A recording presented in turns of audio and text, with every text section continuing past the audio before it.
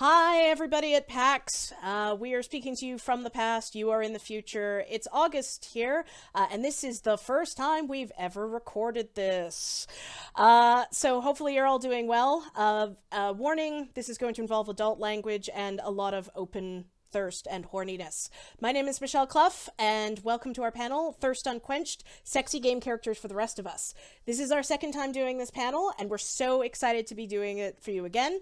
For those of you who are doing this for the first time, this panel is intended to be a celebration of different kinds of sexy game characters, because I found a lot of the time, discussion of sexy game characters tends to assume a certain type with, boobs and butt, and the discussions of horny gamers just assume it's like horny straight dudes. But horniness is diverse and vast, and so are the things that players like us find sexy. So I wanted to celebrate that. Last year we had a bunch of panelists talk about the archetypes and characters that made them thirsty, and it went so well that I decided to do it again with a new set of panelists. Yay! So let's meet them. First off, Souha, would you like to introduce yourself? Yes, hi everybody. I'm Souha Al-Samkari. I'm the Vice President slash Director at Truant Pixel. I am also the IGDA Romance and Sexuality SIG Vice Chair, and my pronouns are she, her. Awesome. All right, Zsuzsa, would you like to take it away? Yes. So hi everybody. My name is Zsuzsa James, and by day I am the Trade Commissioner or Team Finland Coordinator for Games and Esports with the Consulate General of Finland in LA. And by night, I'm also the founder of a Dreamatik, of a game startup called Dreamatik Entertainment. And I'm also the co-vice chair of the IGDA Romance and Sexuality SIG, along with Souha and Michelle. Awesome. Yeah, I did mean to mention actually that it is a shared position. I'm sorry, I'm not claiming that sole. How dare you? Awesome. All right, Kris. Hi, I'm Kris Wise. I am the narrative director and owner of Lunaris Games, which is a queer game studio that focuses on making LGBTQ plus visual novels. And I am based in the UK. Awesome. And as I said, I am Michelle Clough. I'm a game writer and narrative designer working with the company Talespinners, which is an outsourcing studio for game writing and narrative services for games. I'm also the chair and co-founder of the IGDA Romance and Sexuality Special Interest Group, which, if you're wondering what that is, it's basically a professional organization for game developers who are interested and or making romance games, sex games, or just games with those themes in them. Basically, I spend a heck of a lot of time talking at a lot of conferences about how to make sexy characters, how to do sex in games, basically attempting to harness the power of horniness for good and change in the world. So that's kind of what the point of this panel is. So a little talk about how the panel works. The first half, two-thirds is usually the panelists talking a bit about a particular character archetype in games that they find really, really, really hot and thirst appealing and appealing.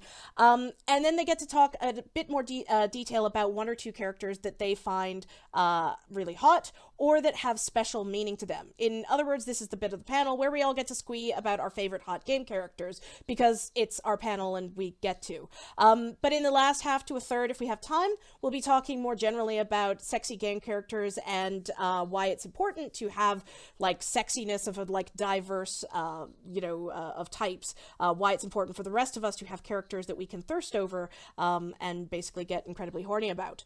But first, let's start with the squee. So, Souha, would you like to start us off with the squee, please? I sure would.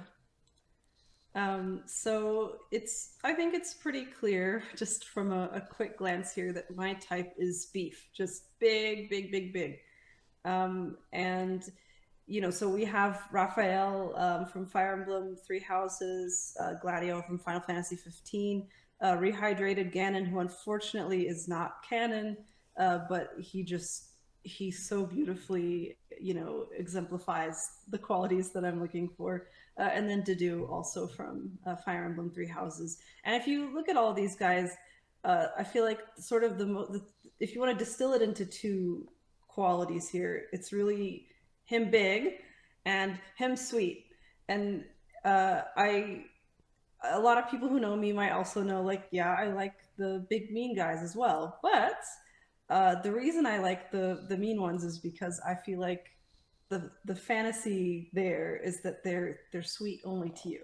So it's almost like a little, like an enhancer for their sweetness, you know, the contrast there. So even if I have to manufacture it, I feel like that's like the overall fantasy. So I'm going to focus a little bit in on Dedue first, just to kind of give you a deeper dive here. Oh, sorry. Yeah. No problem. So what do I love about Dedue? He's the complete fantasy. He cooks, he cleans, he gardens. Like he could do everything. He could protect you. He's completely devoted to his prince / king, sometimes a little bit like scarily so, which is also very sexy in its way. And I just really feel like he doesn't get enough love. And I know that might sound weird because I think he's really one of the most beloved characters, but it's very platonic. Like when you try to look for, you know, like artwork or things kind of a more like physical sexual nature for him, it's not the same. I feel like him and Raphael both, who I'll talk about later, they just don't get to be sexual as often in fandom. And when they do, and especially Dedue, when he does, I feel like he's most often an accessory. You know, he's the big exotic brown man who is usually paired with a white guy. I've seen him with Claude once or twice, but it just feels like he's, you know, he's not really there because of like who he is or anything like that. They just really like kind of how it looks. And I feel like that's bullshit. And I'm here to say, let Dedue fuck, and not just, you know, in that sort of, he slots right into my kink kind of way. You know, I want to see him going after people kind of on his own that he doesn't have like a pre-existing relationship with. But anyway, I feel like I've also seen people saying things like, oh, you know, Dedue is unconventionally attractive, which is like completely baffling to me because, you know, he has all the features that I feel like most people would consider conventionally attractive. He has a sculpted face, he's gigantic, which, you know, many people are conventionally into tall men. So that's a little bit confusing to me, and to be honest, I do feel like a lot of that is just because of his skin tone, which is unfortunate, but it's a problem still, you know, within fandom at large, I feel. So yeah, I'll move on to Raphael now, but I love Dedue and he's great. So Raphael, so, you know, talking about the skin tone thing, I thought, well, okay, if the main reason that Dedue is not getting enough love is because of you know, some maybe subconscious things that people have with his skin tone, then Raphael should be like really popular, right? Because he's a fair-skinned blonde guy, but that's not the case either. And it may be that he's too rough, but it may also just be that you can only be so big before people decide that you're officially too big and they're not here for it. But I'll come back to that. So Raphael I love because he's just, I mean, you know, Dedue is taller, but Raphael is bigger. I've seen people say kind of differing heights for Dedue. One was like 6'8", I think maybe one was 6'5". And Raphael is smaller, but like he's denser. There's way more muscle packed in there, and his shirt literally doesn't fit when he's, you know, pre-time skip. So, and with Raphael, it's funny because to me, like, this is a clear example of not understanding kind of what's sexy about a character like this, because, you know, he has a cut scene where he's talking to Dimitri about how like he's having muscle pain and he's never experienced this before, and he's like, why am I in so much pain? I climbed a mountain and I filled a barrel with rocks and I swung it around my head. And like, it's supposed to be just funny, but to me, it's like a scene out of a romance novel, you know, or like the cover. Like he might as well continue and be like, and then my shirt ripped open and my muscles glistened, you know, in the sunlight and all of that. So like to me, the size, the strength, all of that, like that is what's sexy. And the game is really like, no, this is just funny. Like that's just who he is.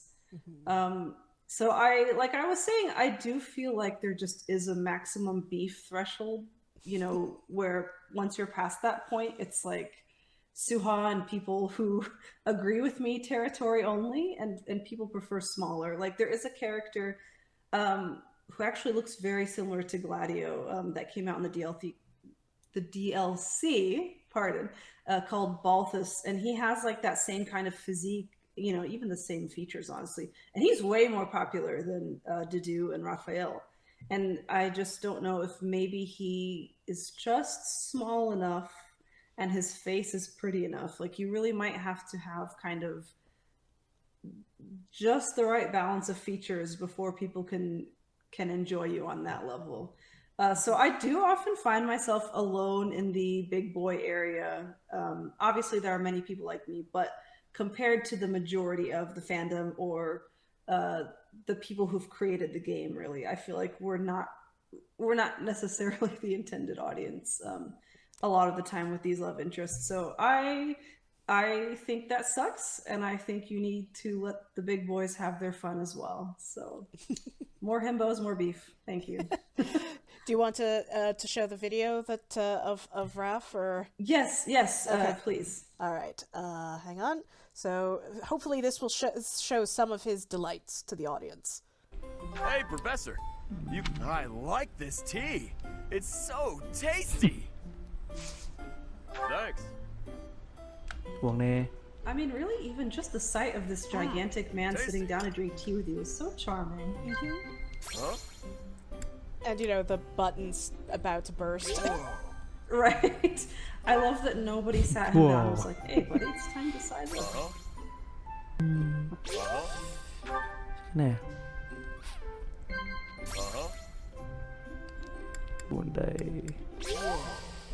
Cuốn đây thôi. And you know, with no him, one else comes close to having muscles like me. But that's not good enough, is it? I mean, he talks about his muscles constantly. It's like an invitation to flirt. And the fact that the game just always treats this as like jokes is crazy to me. Like, for somebody like me who likes big men, it's like, yeah, let's talk about your muscles. 100%, yeah, let's keep that going. If your muscles are hungry, you look at gotta that little feed blush. Whoa. Like, the nice thing is the game allows you kind of in these moments to kind of make your own sort of Thanks point for the here. tea. But next time, let's stick to meat. I mean, he's so cute. I mean, so you can make up for it a little bit in these sequences, but the game really just sticks to presenting him as this like comedic figure instead of a gigantic dreamboat, which is wild to me, but that's all. Yeah. Free the beef. Free the beef. Awesome. Well, thank you so much, Souha. I think we'll move on to Zsuzsa's slide now, and because Zsuzsa has an entirely different set of people that she would like to talk about. Zsuzsa, would you like to walk us through your type a little bit? That's right. Yeah. So and you know, like, hats off for definitely free the beef. That, you know, sounds like an amazing hashtag. I also have, you know, some of the beefy guys that I really like, but I was sort of thinking about for this panel, like, because this is what you see on the screen is not the only type that I have, but I started thinking about, like, what is the type that I sort of reliably go for, and I definitely started picking up a pattern. So just going through real quick the list that you see on the screen. It's basically Nero from the MC from Devil May Cry 5, Dante from the reboot of the same series, Geralt, looking a little different, a little more fresh than how you may be used to him, in the actual game, and I will talk about that in a minute. And then V from the Cyberpunk 2077 E3 demo, I think from like a year or two ago, whom when I saw for the first time, I was just absolutely floored at how gorgeous he was, and I was like, yes, here we go, this is great. And then they never used him again, and I was so disappointed. But he's gorgeous, and so I want to put him up there. But you know, looking at this, I was trying to kind of like trying to find a through line, and I sort of realized that, oh no, it's me. I am that person that goes for the bad boy character. So yeah, so my type is, I guess you could call it, generally speaking, the sort of bad boy character, but not in the real sense of the word. They aren't really assholes. They are they all have their I guess maybe you would call it sort of cocky. So you know, self-confident, cocky personality. That sometimes might be hiding some insecurity. For example, in the case of Nero, there's some insecurity there regarding his arm and so on. But typically they tend to be a very sort of they very much fit the mold. If you give me a lineup of any dating sim or games like that, I almost always like the brash sort of a cocky loudmouth character who tends to be pretty handsome. You know, kind of like sarcastic. You know, they would definitely be like, from an external point of view, they would definitely have like these chiseled features. They'd kind of like would be muscular but lean. So definitely not as big as what Souha was talking about. And almost always clean shaven. So I for some reason I'll prefer the clean shaven, just the maximum little stubble, but no more than that. And internally, like I definitely am very drawn to the confidence, to their humor, which is something that like you kind of like see the looks, and but then almost always these characters tend to have a really good sense of humor. Whether it's like you know, sarcastic or cynical, that tends to be very charming for me. They tend to be very loyal, but only to their friend, like to their close friends and their, you know, and to their lovers. Maybe not Geralt. Geralt may not be the greatest example depending on how you play him, but nonetheless. And very much so they are resourceful and brave. So I want to dig a little bit deeper into, I believe we start with Geralt, right? Yep. Yes. All right, here we go. So as I mentioned earlier, you may notice that Geralt looks slightly different here than how you are used to him in the game. And that is because Geralt is actually not a character that I initially was drawn to. The initial my reaction seeing him from videos and from you know, just from some still images and whatever, was that, okay, so here's this old guy who is getting with all these, you know, obviously very like hot women in the game, which were like kind of front and center when his sort of exploits were talked about, and they were very definitely designed for that gaze, for the male gaze, and I felt like that Geralt really wasn't, despite the fact that they you know, that they put him in a towel often, and then you get these scenes, but just somehow I didn't really feel like that sort of like, at least like physical attraction. And I resisted him because of that, but also because of that womanizer persona that I picked up from just seeing a little bit like what you can go to the brothel and whatever, and he can kind of sleep around, and he's got all these, you know, this sorceress and whatever. But it really depends on how you play him. And but then what really changed? I actually started playing the game because I was like, okay, it's an RPG. I really do like RPGs. Let's give it a try, at least for the gameplay. And what happened was two things. One is that I actually discovered his personality, and his personality is hilarious. It's very subtle. It doesn't come across like that because they, you know, that he first, like on the surface, he seems very wooden and very sort of, because Witchers don't have emotions and all this whole spiel. But underneath it, he's actually very cheeky. He's very sarcastic. And he does it in a sort of like deadpan manner sometimes, and it's in a very sort of subtle way. So that personality, when came out, that was immediately a very attractive factor. Secondly, I came across a mod called Young Geralt. And so, ladies, if you're considering playing The Witcher again and you had the same problems as I did, Young Geralt mod will solve that for you. There is, as you can see on the screen, there's like different versions of him that you can get with or without eye makeup and like different scars and all that. So mine is the one on the top left corner. I went straight up emo, short-haired Prince Charming Geralt, and the combination of the look versus kind of like getting to know him was pretty incredible. So I basically realized just how important all of that was, how important it was to get the right look, in addition to his personality and the subtle facial animations. That they've done an incredible job with the facial animations. It was with him actually that I felt some like a really big heartthrob moment with him and Tris for the first time. But that's about Geralt. Now let's move on to Nero, because he is an interesting one as well. All right. So Nero. Okay, so this was kind of interesting because as opposed to The Witcher, I actually have to confess I have not played any of the DMC games yet. And I say yet because the funny thing about him was when I first saw the picture cover art, I think for DMC5 when it came out, like again, like conventional wisdom says that I should have been all over it. Like it should have been up, like, oh my god, this looks amazing. There's like 3 of these pretty boys. I'm all in. But for some reason, like I didn't really like his look at first. I don't know why. I couldn't tell you. But I came across basically this cinematic video of him on YouTube where like you get to watch the entire sort of his entire story, and then after I kind of like got to know him, I got to know his personality again, that little cheeky sort of cocky persona who is like absolutely covering up this insecurity that he feels about the arm regarding that is that he loses his arm in the very beginning. Again, not a spoiler because it happens. They show it on the cover art, I think. And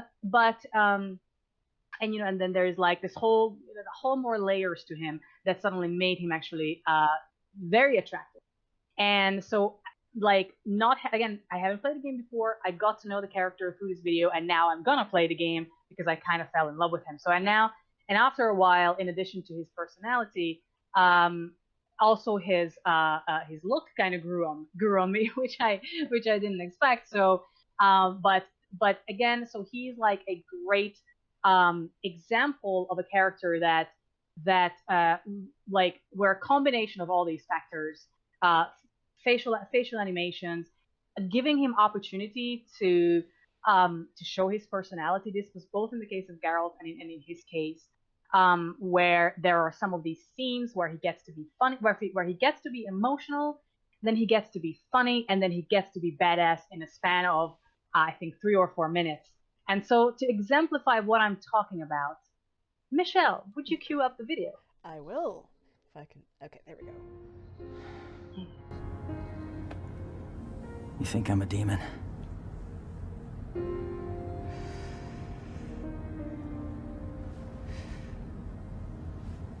I didn't cry when my asshole daddy died. But... yeah, I know.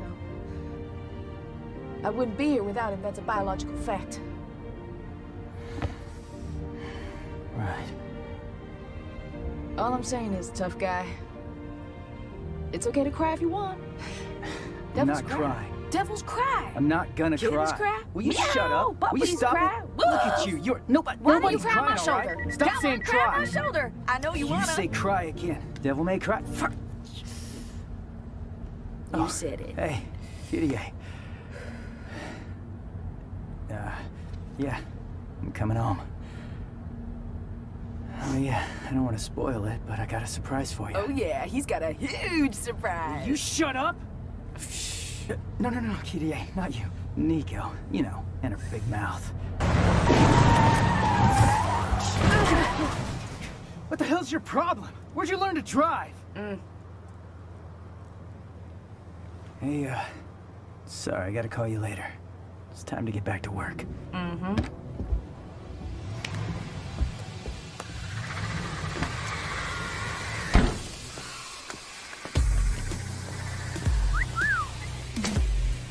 Got an arm. I'm good. It's a prototype, and this is the perfect place to test it out. Look, you're gonna use it, and it's a work of art. Gotcha. And it ain't complete without you. Well, how sweet.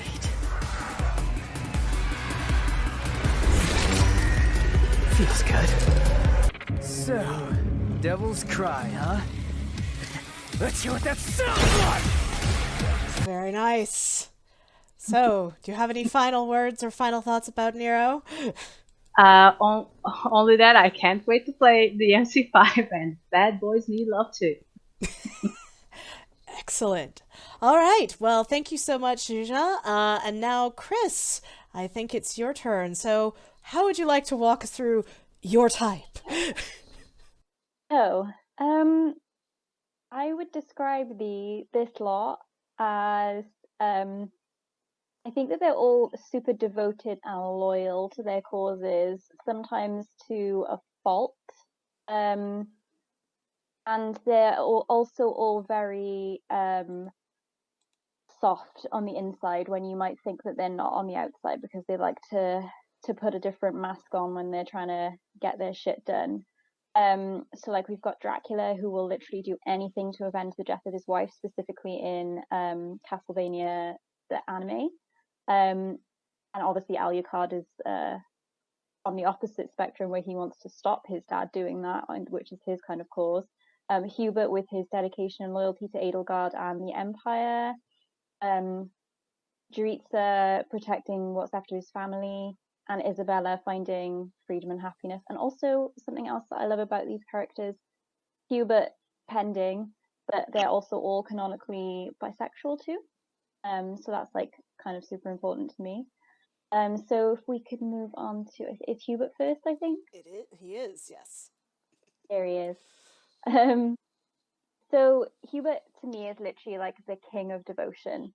He's incredibly distrustful of anyone new that he meets at first, until you prove yourself to him and show that you're dedicated to the Empire.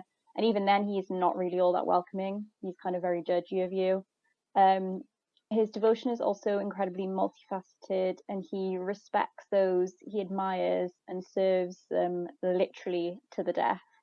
Like he will die for his cause and for whoever he is serving. On a superficial level, he makes more than a few comments about being aware that he also isn't very handsome, which I find really sad, because I personally think he's post-time skip is really hot, especially with that haircut. Like I kind of think that dead Victorian looking gentlemen are really hot and beautiful. So also a lot of the comments that he makes about his appearance in game are kind of reinforced by comments that other characters in game make, including NPCs, and like Bernadetta being terrified of him, and he kind of like uses that to his advantage, which I think is kind of sad on a level, because like I said, I think he's really attractive. But he kind of uses his gargoyle-ness to his advantage in kind of scaring people into getting what he wants in a way. Other attractive qualities of Hubert's include him telling you he'll murder you if you interrupt his plans, and that one of his lost items is a noxious handkerchief.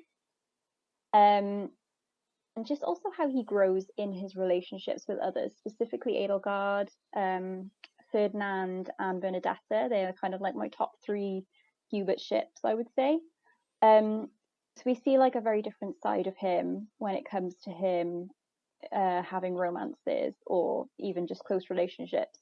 He's actually really gentle and kind of playful and loving, but while still trying to be terrifying, even if he is trying to kind of woo somebody or buy somebody tea, Ferdinand. His slow burn enemies to lovers with Ferdinand displays like his willingness to change his opinions on people that he once hated as well. So like showing that he's not very close-minded, even though he likes to make you think that he's got a one-track mind when it comes to stuff like that. And also it shows that he might not actually be a ghost because he blushes, which is always good to know. And of course, his incredible devotion to Edelgard is like I said before, like the ultimate display of loyalty, and maybe him being in love with somebody. spoiler alert, but like in some of the routes in Fire Emblem, he doesn't always live, and even then he still post death is kind of still serving the cause and still doing whatever he can, even if it's helping someone that was once an enemy of his to remain loyal to the Empire and to Edelgard. So we can move on to Jurica now, Michelle. So this guy, he has suffered great trauma in his life. I know it's kind of like a bummer to start on, but his whole deal is that he kind of compartmentalizes that trauma into creating an alter ego. And if you don't play the Black Eagles route, you kind of never get to know him other than that he's the Death Knight. I don't think that's a spoiler anymore because like most people have played Fire Emblem now, but if you haven't, I'm sorry. He's kind of sold as this like weird, softly spoken, possible mass murderer. Really, really just seems to want to kill you and gets off on that a little bit as well. He's actually just a complete sweetheart who loves ice cream and kittens and peace and quiet, and he'll like just sit and eat his ice cream happily and not be interrupted. And on another level, all he seems to like truly be living for at the moment in game is to kill you, Byleth, and he's totally not shy about that fact either. He's as you'll see in the video we're going to play in a bit, he's kind of comes across that he might actually get off a little bit on the thought of killing Byleth. And that on a weird level is kind of hot to me. And that I think that the fact is that he relates to Byleth on a level that he doesn't quite understand because they're not normal like him. Like they're both not normal. And in time he kind of comes to realize that that's why he's kind of drawn to Byleth so much, and that he doesn't actually really want to kill them, and it might actually be love, which is a weird thing to discover for someone that you've kind of been fantasizing about killing. But I think he like finds a part of himself in Byleth, and that nobody else could possibly help him in kind of shedding that alter ego in the Death Knight that he develops. And his ending as well, if you support him, is incredibly romantic. It's like one of my favorite tropes, which is like battle couple. And it still has the vibe of like he may kind of get off to the thought of killing you, and then he kind of flips the switch at the end and he's like, actually, I think I might be in love with you. Do you want to get married? And they just kind of like roll off into the sunset together after all of this like weird sexual tension and him fantasizing about killing you. I just really love weird characters like that. That might not necessarily be everybody's cup of tea. Like I know a lot of people are put off by Hubert because of the way he looks. I know a lot of people are put off by Jurica because of his weird voice, but I think that his kind of dollar store Dracula voice is incredibly attractive. And I just think that they're both great and like different characters to what you would usually see be like the conventional desired love interest in these games. And they've also got a huge fan base online. I just think that it goes to show that we need more characters like them in games that are just like unashamedly weird, but also really sweet and devoted. So yeah, you could play the video now, Michelle, if you Sure thing. don't mind. You must live, that we might fight one another to the death. I must know which one of us will emerge victorious. For now, I will have to use my imagination and savor the potential outcomes of that future. I can see it now. You swiftly dodging my blade, and then at last, your sword piercing my flesh. I stumble to the ground, gasping for air, breathing my last. Or perhaps my blade will pierce you first. No. That is enough. I must refrain from such fantasies. They make my urge to slay you all the stronger. It is enough to stand by your side while I await that day of true pleasure. Indeed. You and I are fated to be intertwined. I will follow you to the very gates of hell.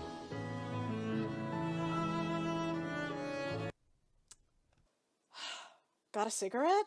I just noticed the title of the video, Jeritza's Death Fantasy. Yeah. Yeah, more weird characters in video games, please.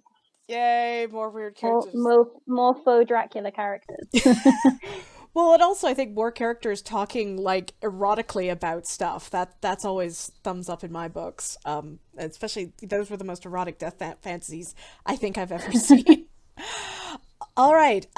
So I guess then it's my turn, I suppose. And yeah, I definitely have a type, and my type can pretty much be summed up as silver-haired, black leather disaster areas, or more specifically, Bishonen, which is a silver-haired Bishonen, which is a Bishonen in Japanese is beautiful man or beautiful boy. You know, probably you've heard it as bishies, and yeah, I'm 100% that bitch that absolutely loves Bishonen. The types I like tend to be they're elegant, they wear black leather or black armor, they are some mix of angry, angsty, or ideally both. They're quite often villains.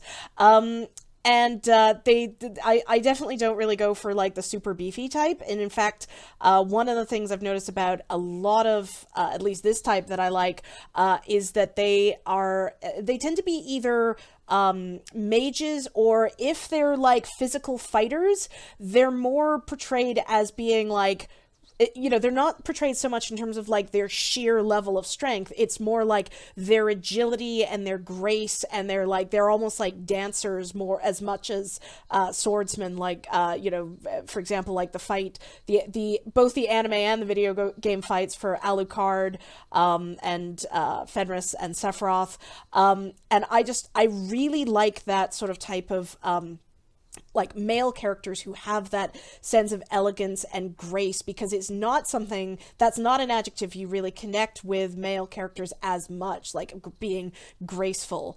The other thing is, of course, I don't know, I just really like hot dudes in black leather and silver hair. So I'm a simple woman. I have simple tastes. So one of my tastes that I wanted to talk about is Fenris from Dragon Age, who absolutely, like, the minute I saw him, I was just like, oh, BioWare, you knew I was going to be playing this game, or following or you know, watching YouTube videos, because oh my god, he is like, so he's an elf, so he's got that kind of like sort of slender, slightly androgynous look, because that's another thing I really like, the sort of slightly androgynous appearance. He's in black, he's got a sword, and, oh my god, silver everywhere, everything about him is going to be amazing. But here's the thing that I realized, that there needs to be that extra little punch, and I have to say that as gorgeous as Fenris is, if he had opened his mouth and a voice like, let's say, Nero's voice, or Raphael's voice, or like just, you know, other voices had come out, I would have probably been like, oh yeah, this is really cool, but it wouldn't have really gelled for me as much as, you know, I would have just been like, okay, he's got like the short hair, I guess he's okay. But instead, they hired Gideon Emery, and when he talks like this. Don't be naive. And you still wish to take him back to the guard? Dragons. Further proof this place is cursed. Even so, I gave her what little I had. Enough to put her on a ship to Ferelden and maybe carry her for a while. Oh yes, he could give me all the little he had any day. Anyway, so he has this voice that is just, to me at least, like pure velvet. It's just, like, the minute he opened his mouth and started talking, I was like, please ravish me immediately. Do not stop. Do not pass go. Just ravish immediately, please. And I think that for games where voice is a major component, like, yeah, voice is a major component of being turned on to a character. And I want to stress, I'm not saying that, like, oh, Nero has a bad voice or Raph has a bad voice, because clearly they don't. People are attracted to them, but taste in voice, I think, are a very subjective thing. And so finding the right voice for the right character that will appeal to the audience that you're going for, I think is, like, super important. And sure enough, Fenris has, like, a huge fan base, partly due to the power of his voice and partly due to the fact that he's fucking gorgeous. But not only that, it's, like, made me more interested to follow more characters that, like, Gideon Emery plays. And in fact, he recently, like, they had him start playing an elf character in World of Warcraft recently, Lorthramar, and I went from, I don't care about Lorthramar to, I would live and die at Lorthramar's command, blood elves for life, yo. So yeah, the power of a character's voice, I think, is very very compelling as far as attraction. But moving on from Fenris, I have to go with the guy that brought me to the party, and that would be my love, Sephiroth. I am obsessed with this character. I have been obsessed since I was a teenager. You would have thought that like, by the time I'm reaching my 40s, I'd be over it. No, I'm not over it. This is one of the characters who I have like, Sephiroth is a character who I find is, like, so well designed from an attractive standpoint. Everything about him just screams somebody thought about what would be attractive. Last year I talked a little bit about how, to a certain extent, he helped me through a minor crisis of identity, faith, whatever, because I was, like, starting to be like, man, I don't know any women who play video games, and nobody seems to think women play video games. And then I played the original Final Fantasy VII, and it was like, oh wait, no, Square Enix absolutely thinks that people like me are playing video games. Never mind, everything's fine. But I wanted to talk a little bit about, bringing it full circle, about the way he's presented in Final Fantasy VII-R. So firstly, I've actually not finished the game yet because of real life circumstances, please no spoilers, but even just the bit that I've played, it's been amazing watching the way that they treat Sephiroth, or present Sephiroth, with the knowledge of how the fan base has reacted to him and what they like about him. Because, for one thing, the fact he's there as much as he is. In the original Final Fantasy, he was barely there in, like, the first half of the first disc, and you only really start finding out about him when you get out of Midgar. This, he's literally in, like, the second chapter, and he's, like, it's getting to the point in my part of the game where I'm, like, opening doors and Sephiroths are popping out. And I mean, and it's sort of funny, but it also speaks to me as, like, they know what we're here for. They know what a large section of their fans have engaged with this game about. Like, we're here for the hot Sephiroth, so rather than, like, waiting until later, they're like, no, we're gonna front load that shit and bring it to you, like, live, which I really appreciate. The other thing about the way that they present Sephiroth, and they present it with actually a lot of the male characters in this game, is just how thirsty the camera is when it gets around him. One of the things that I'm really interested about in terms of sexy male characters is what are the camera, or sexy characters in general, is not just what do they look like, but what are the camera doing? Like, what is the camera actually, like, treating him like? And, a lot of the time, male characters don't get a lot of, like, quote-unquote love from the camera, but Sephiroth absolutely does. To the point where when you actually have, like, a PTSD, like, Cloud is going through PTSD, and it still manages to be, like, the horniest, thirstiest thing that you've ever seen once Sephiroth shows up, which is a good cue for me to bring up that video. So, there's fire. It's traumatic. We're having a flashback.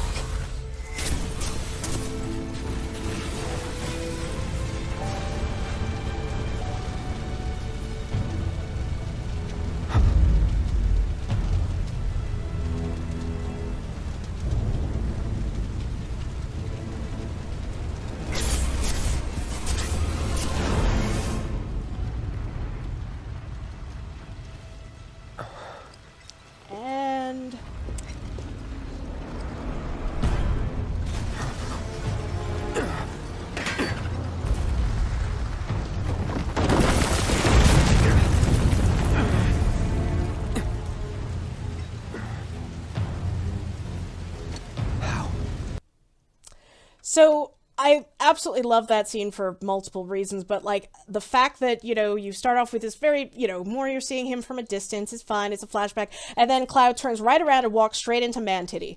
And like the camera lingers on his bare chest, and then and then the very next shot is of his lips. And like chest and lips like have a very kind of sexual energy to them, particularly when they're lingered on a bit.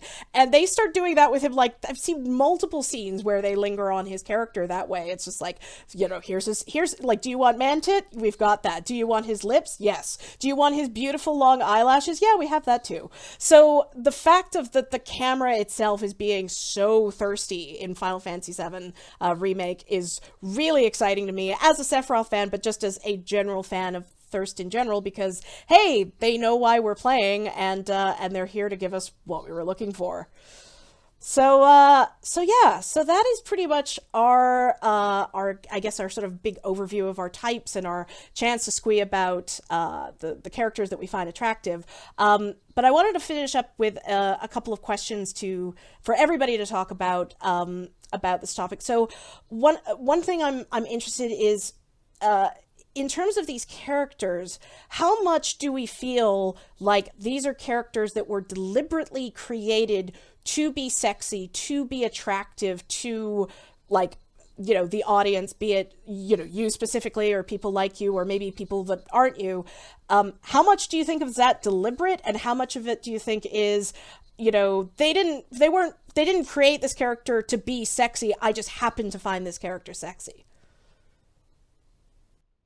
I'll go first on that, if you don't mind, because I will never forget, again, in my research for DMC and how this whole thing came up, and I'll preface this by saying that I understand that people have split opinions about the reboot and all that, but if you guys have seen, or if you haven't, please go and do check out the intro sequence of the DMC reboot.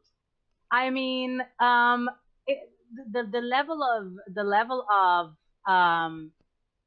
like sexy ridiculousness in with how they present Dante, like right out of the gates. Look, he's waking up in a bed, and then like he like the way the camera shows him like just stand, like somebody knocks on his trailer or whatever, and he opens the door, and we're just like, you see it, that he's naked, and then the girl is there, like her head is just blocking the best bits.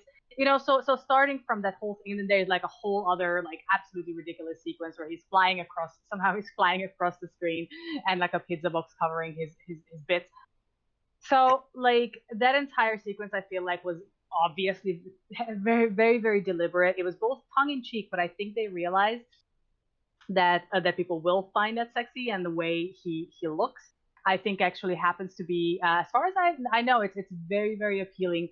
Also to guys who are into guys. And I kind of feel like that this may be a difference between JRPGs, or like, just Japanese development teams versus like Western ones, where I've just found there to be more deliberation in creating attractive characters for both for everybody, for all the audience. And so there I found the deliberation. With Geralt, no, especially with juxtaposed, I'm just now talking about those examples because those are the ones I was talking about, especially juxtaposed with Triss and Yennefer and the women in the game, who are very, very deliberately, obviously designed to be sexy, and then Geralt, who is kind of like aged up, and even though, as I said, they show him shirtless, but not really doing it for me, and I think that they were probably trying, but at least for me, it felt short. Right. Souha, I feel like I was gonna say, like, kind of like for the characters that both Souha and I spoke about, I feel like Fire Emblem, because there is such a vast cast of characters you can both support and obviously not, but they're still there for you to kind of lust after. I think because there are so many characters in Fire Emblem, like, they maybe just selected a few that they kind of knew that people would really be into, specifically the house leaders. But I think that Fire Emblem is a great example for kind of having every single possible interest for like a host of different people, because there are so many characters there that kind of hit every button for every different kind of desire or like things that people might want, from like the beefiest possible person to like Hubert, who's basically a skeleton human. So I think that they do a great job of that, but I don't think like subconsciously every single character in Fire Emblem is kind of crafted to be desired, like post time skip specifically. I don't know if Souha thinks differently, but I just think that that's a good example of like kind of getting the whole spectrum of what people might fancy, even if it was kind of unintentional with some of them. Yeah, I think that we're in agreement. I think that it's hard because they're designed to be love interests, but I do think that it's like they were trying to offer tastes for everybody. But I do think that some of the things, like the dialogue, you know, now mind you, Fire Emblem has a lot of like money restraints with things like camera and animation, but I feel like it sort of goes to show that there are some characters, they don't necessarily understand what is attractive about them to those people. So I think like with Yuritsa, they know that the he wants to kill you thing is hot. So they really focused and like went all in on that.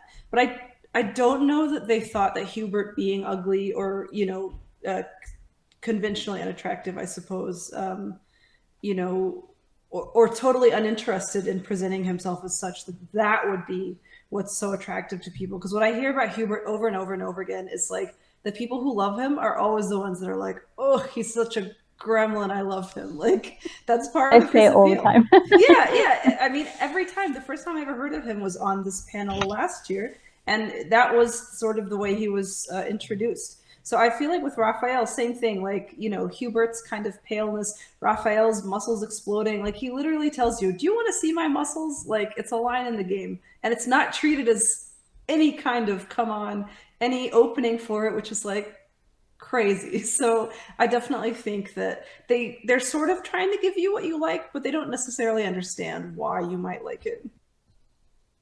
Yeah, I've been sort of thinking about this in terms of like Fenris and Sephiroth, and indeed like a lot of the other guys that I was interested in. And in the case of Fenris, I feel definitely he was meant to be attractive because it's BioWare and they're trying to make love interest, like they're trying to make characters that are deliberately, you know, romanceable. So of course they're going to be sitting down and thinking, okay, what is actually appealing in terms of a romanceable character?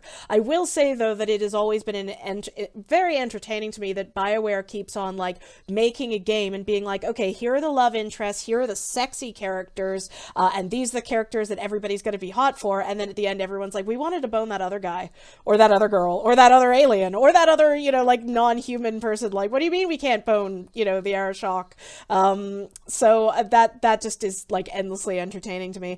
As for Sephiroth, I was not obviously a fly on the wall when they were creating him, either like both for Final Fantasy VII Remake and the original game, but I definitely felt when I watched it that I was like, okay, this doesn't feel like, at least this didn't look anything like the power fantasies that I was used to seeing. Like, this wasn't the Doom guy. This wasn't, you know, like gruff space marine. This was this like gorgeous, elegant, like sort of predatory guy in the sense of like he's like this big panther of a cat kind of thing. And I remember totally as a teenager being like, oh yeah, no, he is absolutely meant to be sexy as hell. And then I find it interesting that a lot of the villains in like the 90s and 2000s that Square Enix were doing seem to be trying to like recapture the Sephiroth like mystique.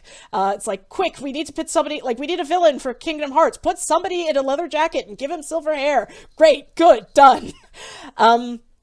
So I did kind of want to step onto that and like, I don't want to run out of time, but, you know, speaking of like power fantasies, because one of the things I often hear is like, well, you know, Kratos is sexualized and sexy as well. And the universal answer has been like, no, he really isn't, because, you know, the camera doesn't like sex him up and, you know, that kind of thing. So, to sort of build on that, to you, what is the difference between a character that is intentionally made to be sexy versus a character that wasn't, but again, that you just happened to find sexy?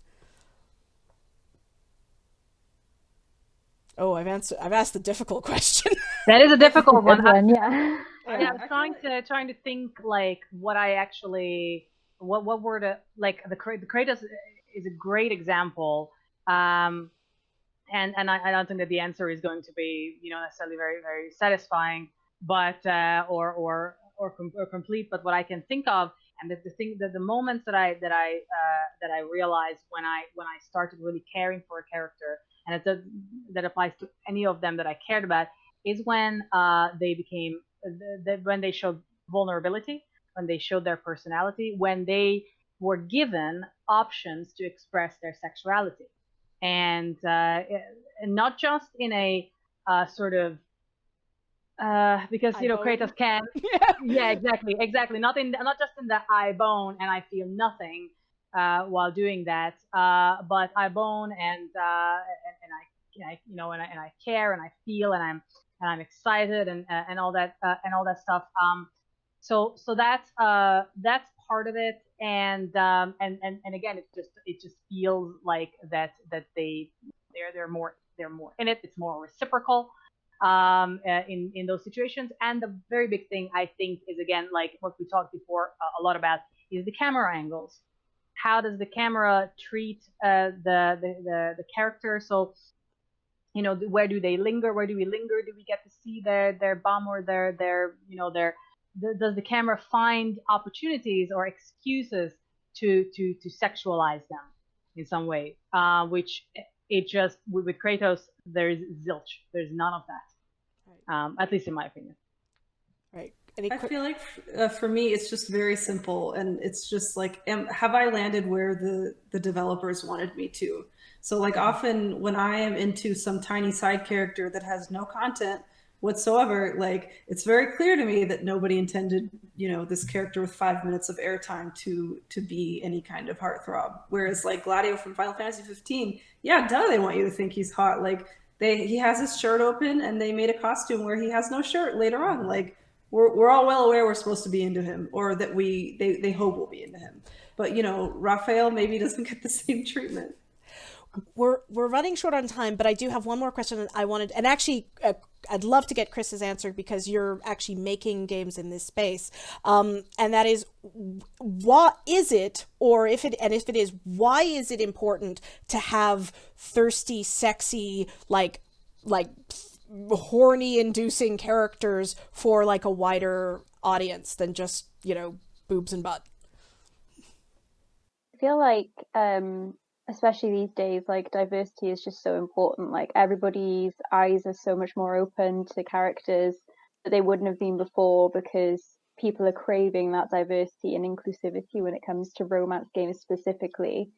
Like we personally have a lot of non-binary love interests in our games, and obviously transness is such a spectrum. Like there's no one way to be non-binary. It can be, again, like I said, a spectrum. Like you can look however you want to be.